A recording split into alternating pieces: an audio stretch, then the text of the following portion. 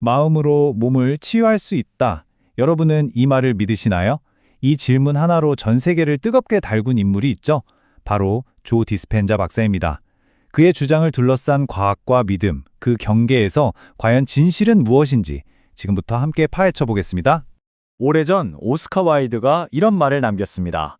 뇌가 아주 작은 세포 안에 신의 천국이나 지옥을 담을 수 있다. 정말 멋진 말이죠? 오늘 우리가 하려는 이야기도 바로 이겁니다. 우리 머릿속에 담긴 그야말로 무한한 가능성에 대한 이야기요. 이게 그냥 멋진 비유가 아니에요. 실제로 우리 생각이란 게 그냥 머릿속에서 맴돌다 사라지는 게 아니거든요. 생각해보세요. 우리가 그냥 기쁘다, 화가 난다 이런 생각 하나만으로도 우리 몸의 호르몬 수치가 바뀌고 피가 도는 속도가 달라지고 심지어 면역체계까지 바로바로 반응을 합니다. 생각의 힘은 이렇게나 물리적입니다. 자, 그럼 첫 번째 장으로 넘어가 보죠. 당신 마음의 약속입니다. 이 모든 이야기의 중심에 서 있는 조 디스펜자 박사가 대체 누구이고 그가 우리에게 어떤 약속을 하는지부터 한번 알아보겠습니다. 이 모든 이야기의 시작은요, 정말 끔찍한 사고 하나에서 비롯됩니다. 1986년 젊은 카이로프랙터였던 그는 철인 3종 경기를 하다가 그만 차에 치이고 말아요. 척추뼈가 무려 6개나 부러지는 심각한 부상이었죠. 의사들은 딱 잘라 말했어요. 척추에 금속막대를 박는 대수술 말고는 답이 없다고요. 하지만 그는 그 수술을 거부합니다. 대신 오직 내 마음의 힘으로 이 부서진 척추를 다시 만들어보겠다는 어떻게 보면 무모한 도전을 시작하죠. 그런데 진짜 놀라운 일이 벌어집니다. 단 11주 만에 그는 정말로 수술 없이 다시 일어섰어요. 바로 이 경험이 그의 모든 철학의 출발점이 된 겁니다. 그래서 그의 핵심 주장은 정말 단순하면서도 아주 강력합니다. 생각해보세요. 우리가 스트레스 받고 부정적인 생각에 사로잡히면 몸이 아프잖아요. 그럼 반대로 좋은 생각, 긍정적인 생각으로 우리 몸을 낫게 할 수도 있지 않을까요? 바로 이겁니다. 우리가 의식적으로 생각을 조절해서 우리의 건강은 물론이고 삶 전체를 바꿀 수 있다는 거죠. 자, 그럼 궁금해지죠? 알겠다. 마음의 힘이 강한 건 알겠는데 그래서 어떻게 그 힘을 쓰라는 거냐? 바로 그 구체적인 방법을 두 번째 섹션, 당신 자신을 깨트리는 법에서 알아보겠습니다. 그의 방법론 한가운데에는 양자적 당신이라는 좀 생소한 개념이 자리 잡고 있어요. 양자 물리학의 관찰자 효과라는 게 있거든요. 이게 뭐냐면 아주 작은 눈에 보이지도 않는 입자들의 세계에서는요, 우리가 쳐다본다는 행위 하나만으로 결과가 바뀐다는 거예요. 신기하죠? 디스펜자는 바로 이 원리를 우리 삶 전체로 가져옵니다. 즉, 우리의 주관적인 마음, 우리의 주의력이 우리의 객관적인 현실 세계에 직접 영향을 미친다는 겁니다. 디스펜자는 우리 인간이 살아가는 상태를 크게 두 가지로 나눠서 봐요. 하나는 생존 상태입니다. 뭐랄까, 매일 스트레스 호르몬에 쫓기면서 과거의 상처나 습관에 발목 잡혀 사는 그런 생존 모드예요. 그리고 다른 하나는 그런 과거에서 벗어나서 내가 원하는 미래를 적극적으로 그려나가는 창조 모드인 거죠. 그의 목표는 바로 우리를 이 생존 모드에서 창조 모드로 이끄는 겁니다. 그래서 이 창조 상태로 가기 위한 구체적인 훈련법으로 4주짜리 명상 프로그램을 제시하는데요. 1주차에는 먼저 뇌파를 안정시켜서 창조적인 상태로 들어가는 연습을 하고요. 2주차가 되면 나를 괴롭히는 과거의 생각과 감정들, 즉 옛 자아를 제대로 마주봅니다. 3주차에 들어서면 이런 낡은 습관들이 자동으로 튀어나오는 걸 관찰하고 방향을 틀어주는 훈련을 하고요. 그리고 마지막 4주차에는 내가 되고 싶은 새로운 나의 모습을 마음속으로 계속해서 예행 연습해서 그걸 완전히 내 것으로 만드는 거죠. 자, 그럼 이런 주장들을 뒷받침하는 근거는 뭘까요? 여기가 좀 흥미로운 지점인데 우리가 아는 과학과 좀 신비롭게 들리는 개념들이 섞여서 등장합니다. 함께 보시죠.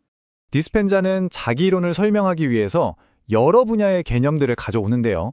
예를 들어 우리 뇌가 경험에 따라 계속 변한다는 신경과소성이나 환경이 유전자에 영향을 준다는 후성유전학 같은 건 이제 과학계에서도 꽤 인정받는 이야기죠.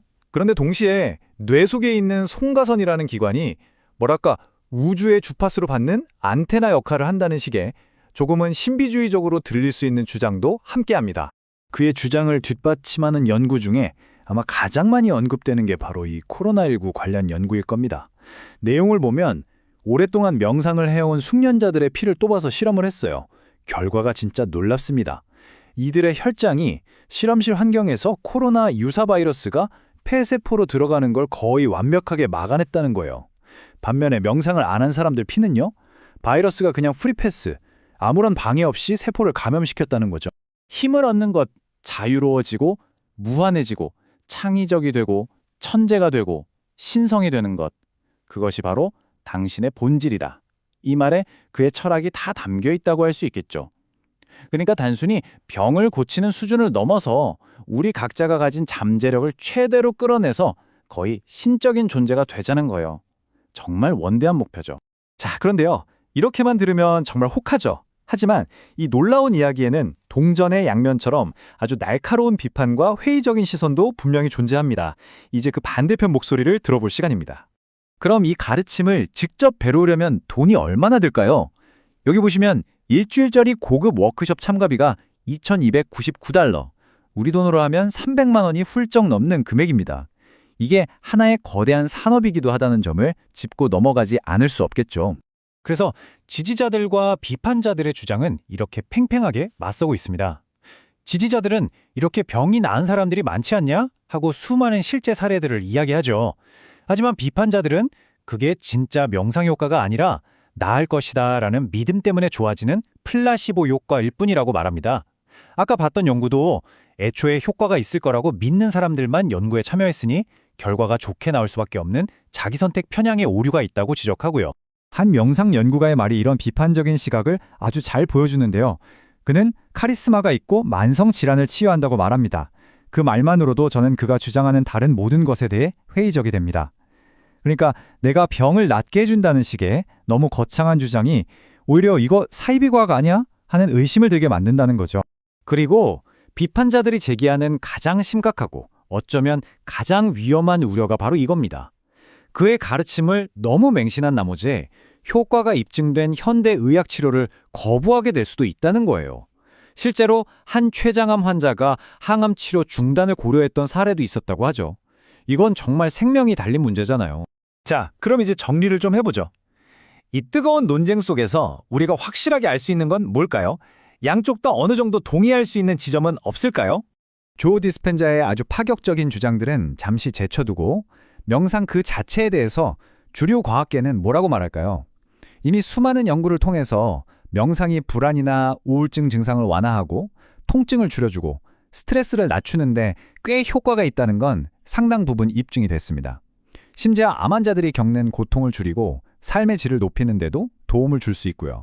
결국 이 모든 이야기는 하나의 질문으로 돌아오는 것 같습니다.